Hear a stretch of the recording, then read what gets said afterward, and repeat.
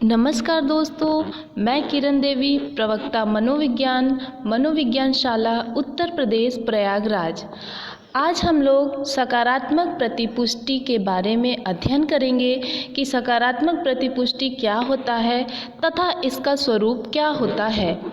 साधारण भाषा में किसी भी विद्यार्थी को उसके द्वारा किए गए कार्य या व्यवहार में उसकी कमियां बताकर उन्हें सुधारने के लिए सुझाव देना ही प्रतिपुष्टि कहलाता है। इसके द्वारा विद्यार्थी को उसके कमज़ोर और सबल पक्षों का पता चल पाता है, जिससे विद्यार्थी अच्छे व्यवहार में अपना पाता है और बुरे व्यवहार को त्याग देता है। सकारात्मक प्रतिपुष्टि का शिक्षण प्रक्रिया में तथा आकलन के क्षेत्र में बहुत महत्व है। इस प्रक्रिया में सबसे पहले शिक्षक उद्देश्यों को ध्यान में रखकर कुछ योजना बनाते हैं। उसके बाद उद्देश्यों का निर्धारण करते हैं। इसके बाद निर्धारित उद्देश्यों की पूर्ति के लिए शिक्षण विधियां जैसे व्याख्यान, प्रदर्शन, खेल विधि, प्रयोगात्मक विधि आदि को अपनाते हैं। शिक्षण कार्य समाप्त होने के बाद विद्यार्थियों का मूल्यांकन किया जाता है कि विद्यार्थी ने कितना सीखा, कितनी उन्नति हुई, कितना सुधार करने की आवश्यकता है।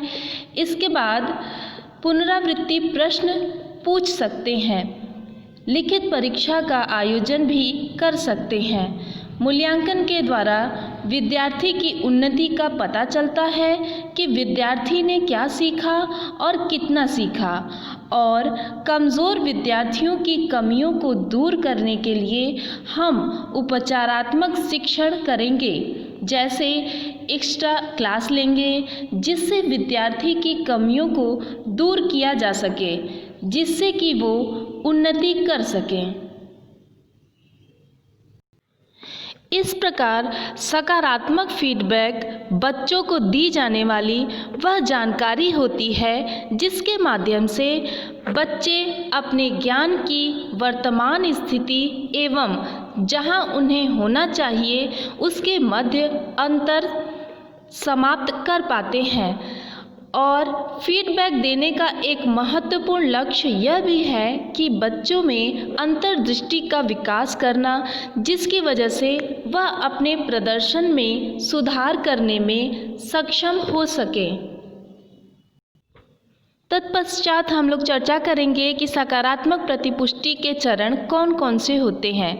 सबसे पहला है बच्चों को उनके प्रदर्शन के वर्तमान स्तर के बारे में बताना, ताकि यह पता चल सके कि सुधार हेतु क्या कर सकते हैं। दूसरा है विद्यार्थी को उनकी कमियों को बताना और सुधार करने के अवसर प्रदान करना।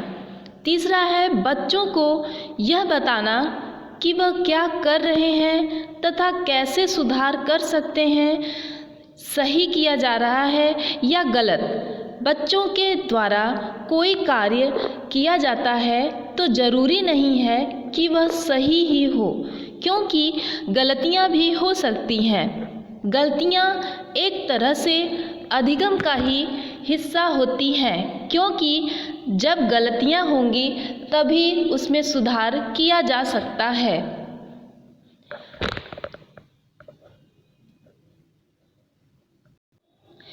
इसके बाद आज हम लोग चर्चा करेंगे सकारात्मक प्रतिपुष्टि के सिद्धांत।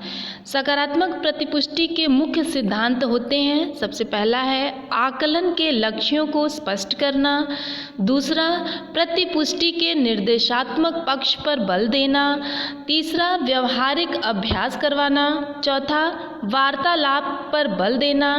पांचवा, साथियों की प्रतिपुष्टि को शामिल करना है। प्रतिपुष्टि का वर्गीकरण।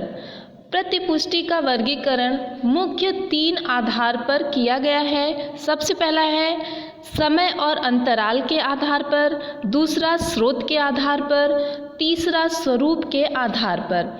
पहला है समय और अंतराल के आधार पर प्रतिपुष्टि का वर्गीकरण, जिसमें पहला है मौखिक पृष्ठपोषण।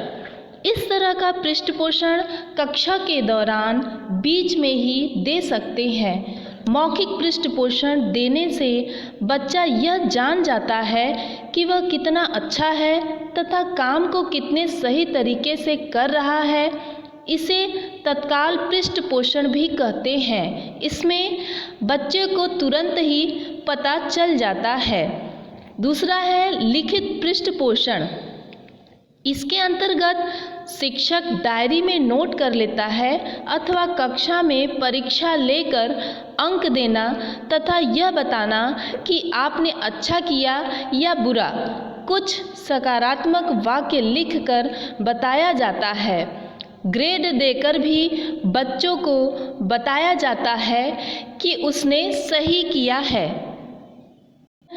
स्रोत के आधार पर इसमें पहला है आत्म पृष्ठ पोषण। इसमें व्यक्ति स्वयं ही सुधार या प्रगति करता है, यानी कि जो सीखने वाला है वही स्वयं निरीक्षण करके सुधार लाने का प्रयास करता है। दूसरा है सहकर्मी पृष्ठ पोषण। इसके अंतर्गत अन्य लोगों जैसे साथियों, सहकर्मी, अध्यापक, निरीक्षक द्वारा पृष्ठ पोषण दिया जाता है। इस प्रक्रिया में कोई कार्य दिया जाता है तो हर एक का काम निर्धारित होता है। इसमें हर बच्चा अपनी कमियों को दूर करने का प्रयास करता है। तीसरा है स्वरूप के आधार पर पृष्ठ पोषण का वर्गीकरण। इसमें पहला है सकारात्मक पृष्ठ पोषण। इस तरह के पृष्ठ पोषण में विद्यार्थी को उसके कार्य की अच्छाइयों तथा खूबियों को बताकर उत्साहवर्धन किया जाता है। इसके द्वारा बच्चा उन्नति करता है। दूसरा है नकारात्मक पृष्ठ पोषण। इसमें यदि बच्चे में कमी नज़र आती है तो इसे बताया जाता है कि तुम इसमें अच्छे नहीं हो। तीसरा है मिश्रित पृष्ठ पोषण। इसके अंतर्गत कार्य की कमी तथा अच्छाई दोनों ही जानकारी दी जाती है। जैसे बच्चे से कह सकते हैं कि तुम अच्छा कार्य नहीं किए लेकिन और भी अच्छा कर सकते हो। चौथा है औपचारिक पृष्ठ पोषण। पांचवा है अनौपचारिक पृष्ठ पोषण। इसके बाद हम लोग पृष्ठ पोषण में ध्यान रखने योग्य बातें सीखेंगे कि प्रतिपुष्टि देते वक्त कुछ बातों का ध्यान रखना चाहिए, जिसमें पहला है ध्यानपूर्वक सुनना चाहिए, मत नहीं देना चाहिए, जांच करना, धन्यवाद एवं प्रशंसा करना। कार्य पृष्ठ पोषण या प्रतिपुष्टि हमेशा सकारात्मक रूप से लेनी चाहिए तथा लक्ष्य को प्राप्त करने की कोशिश करनी चाहिए। प्रतिपुष्टि का महत्व सीखने में तीव्रता, आत्म प्रदर्शन की भावना, प्रस्तुतिकरण, सुधारात्मक पक्ष पर बल, अध्यापक तथा विद्यार्थी के लिए उपयोगी। प्रतिपुष्टि बच्चों पर बड़ा ही व्यापक प्रभाव पड़ता है। यह बच्चों में प्रोत्साहन को बढ़ावा देता है, साथ ही साथ आगे के लिए उत्सुकतापूर्ण वातावरण तैयार करता है।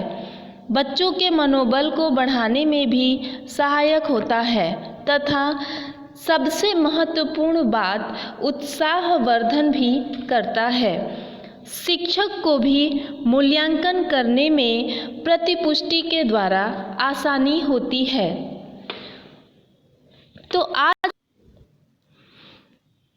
तो आज हम लोगों ने ये जाना कि सकारात्मक प्रतिपुष्टि क्या होता है, उसका महत्व क्या होता है।